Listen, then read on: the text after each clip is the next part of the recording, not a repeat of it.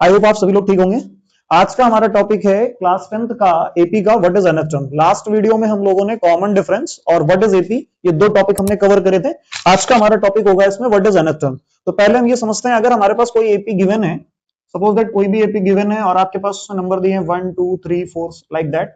इसमें जो nth term होता है वो कोई भी एक स्पेसिफिक टर्म होता है और उस टर्म की कुछ ना कुछ वैल्यू होती है। हमें ये बात समझनी होगी, जो nth होता है वो क्या होता है, कोई भी एक स्पेसिफिक टर्म होता है हमारे पास, ठीक है। an बराबर हमारे पास फॉर्मूला होता है a plus N minus one into d. अब इसमें जो इंपॉर्टेंट टर्म्स आपके पास होते हैं कि पिछले वीडियो में हम लोग कवर कर चुके हैं। जिसने वीडियो नहीं देखा है पहले उस वीडियो को देखो, वहां पर आपको पता चलेगा व्हाट इज इंपॉर्टेंट टर्म्स, ठीक है ना। यहाँ पर आपके पास एपी पे आपके पास ये दिया गया है और ये जो nth टर्म होगा ये आपको बताना है। अब छोटी सी यहाँ पर हम लोग एक ट्रिक सीखेंगे और ट्रिक हमारे पास कुछ ऐसी होगी। आपको ये बात ध्यान रखनी है कि जिस भी क्वेश्चन में डिजिट के बाद, किसी भी डिजिट के बाद अगर टीएच वर्ड लिखा है दैट इज कॉल्ड, वो आपकी एन की वैल्यू होगी। आपको ये बात ध्यान रखनी है, किसी भी डिजिट के बाद अगर टीएच लिखा हुआ है तो वो क्या होगा, हमेशा एन की वैल्यू होगी। और या आपसे किसी क्वेश्चन में पूछ ले हाउ मेनी टर्म्स, तो आपको ये बात ध्यान रखनी है कि वो आपसे किसकी वैल्यू पूछ रहा है, एन की वैल्यू पूछ रहा है। मोस्ट ऑफ स्टूडेंट्स को यही कंफ्यूजन होती है, what is n and what is n. आपको ये बात ध्यान रखनी है, n is a specific term होता है and n is a specific term की वैल्यू होती है, ठीक है। और ट्रिक याद रखनी, छोटी सी चीज आप ध्यान रखो कि जो डिजिट दी जाएगी उस डिजिट के बाद टीएच वर्ड लिखा हुआ है दैट इज एन, ठीक है। और हाउ मेनी टर्म्स अगर क्वेश्चन में पूछ रहा है ये भी आपका क्या हो, एन होगा। आपके पास ये जो an होगा ये इसी nth टर्म की वैल्यू होती है। nth टर्म की क्या होगी भाई, ये वैल्यू होगी। अब इस टॉपिक को हम लोग छोटा सा एग्जांपल से समझेंगे। इसको एग्जांपल होगा हमारे पास 2 4 6 8 लाइक दैट, और उसमें आपको 20th टर्म की वैल्यू बतानी है, ठीक है। तो अब हम लोग इसको यहाँ पर समझेंगे। सॉल्यूशन में आपको लिखना होगा भाई कि सबसे पहले जो आपके पास ये टर्म दिए गए हैं यहाँ पर व्हाट इज ए, तो ए इज अ फर्स्ट टर्म होता है। यहाँ पर आपके पास फर्स्ट टर्म लिखा हुआ है 2। कॉमन डिफरेंस निकालते हैं हम लोग a2 माइनस a1 यानी second term 2 minus first term. बाद वाले में से पहले वाले को माइनस करते हैं, ये बात भूलनी नहीं है आपको। 4 माइनस 2, यहाँ पर डी की वैल्यू कितनी आ जाएगी, 2, ठीक है। और हमें किस वैल्यू बतानी है, 20th टर्म की। मैंने अभी बताया जिस भी डिजिट के बाद अगर टीएच दिया जाएगा वो वैल्यू एन होगी, यानी एन इज इक्वल टू आपके पास कितना लिखा हुआ है 20। और आपसे a20 पूछ रहा है, यानी nth टर्म की वैल्यू आपसे पूछ रहा है कि क्या होगा। अभी हम लोगों ने एक फॉर्मूला पढ़ा हुआ है an is equal to a plus N minus one into d.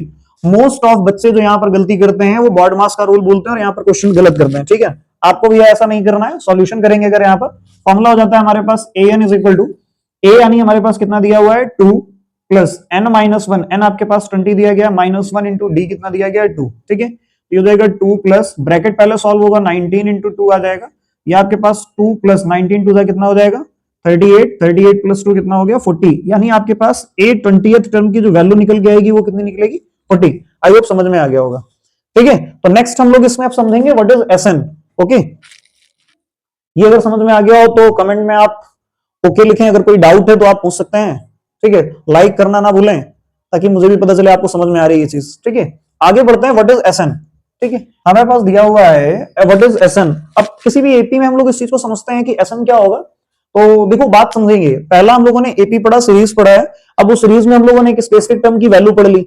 अब उन सारे स्पेसिफिक टर्म को आपको ऐड करना है, that is SN is a sum of nth term. ये क्या होता है, सम ऑफ nth टर्म होगा in a AP, sum of nth term in AP.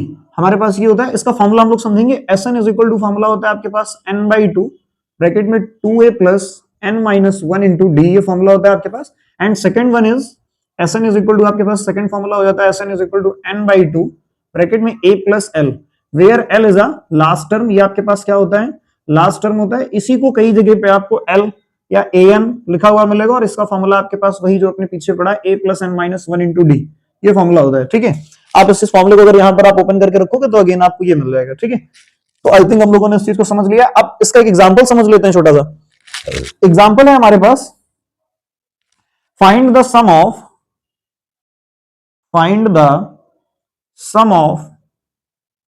First 10 natural numbers.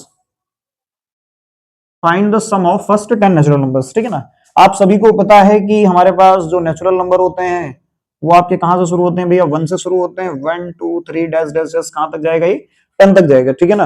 आपको इंपॉर्टेंट टर्म्स में आपने पढ़ रखा है कि a होता है फर्स्ट टर्म, यहां से फर्स्ट टर्म निकलेगा 1, d निकल के आएगा आपके पास 2 माइनस 1 इज 1, एंड n आपके पास दिया गया कितने नंबर आपको फाइंड करने हैं, first 10 natural number that is n, ठीक है ना। n इज इक्वल टू 10 हो गया। आपको इसका सम बताना है, आप इसमें फॉर्मूला अप्लाई करेंगे। sn is equal to n by 2 bracket में 2a plus n minus one into D, तो ये S N is equal to formula हो जाएगा हमारे पास n/2, यानी n आपके पास 10 दिया हुआ है, plus 2 into 1 plus 10 minus 1 into D हो जाएगा आपके पास कितना, डी हो जाएगा हमारे पास 1। ये आ जाएगा आपके पास 5, 2 5 ज़ा 10, इधर आ गया आपके पास 2 प्लस 9 1 ज़ा 9, 9 प्लस 2 11, 5 इंटू 11, और ये आपके पास फाइनल आंसर आ जाएगा 55। आई होप आप सभी को यहां तक ये चीजें समझ में आ चुकी होंगी। हम लोगों ने एपी के जो बेसिक कॉन्सेप्ट थे उनको कवर कर लिया है। What is AP, common difference क्या होता है, nth टर्म क्या होता है, सम ऑफ nth टर्म क्या होते हैं, हमने ये पढ़ लिया है। अब हम लोग इसके अगले पार्ट में जो उसके मोस्ट इंपॉर्टेंट क्वेश्चंस होंगे फॉर 10th बोर्ड, उनको हम लोग कवर करेंगे। थैंक यू, और इसको आज इतना ही रखते हैं यहां तक। अगर आपको समझ में आया तो लाइक करें, कमेंट करें, शेयर करें अपने दोस्तों से, और जो भी नहीं समझ में आ रहा वो कमेंट में मुझसे पूछ सकते हैं। Okay, thank you.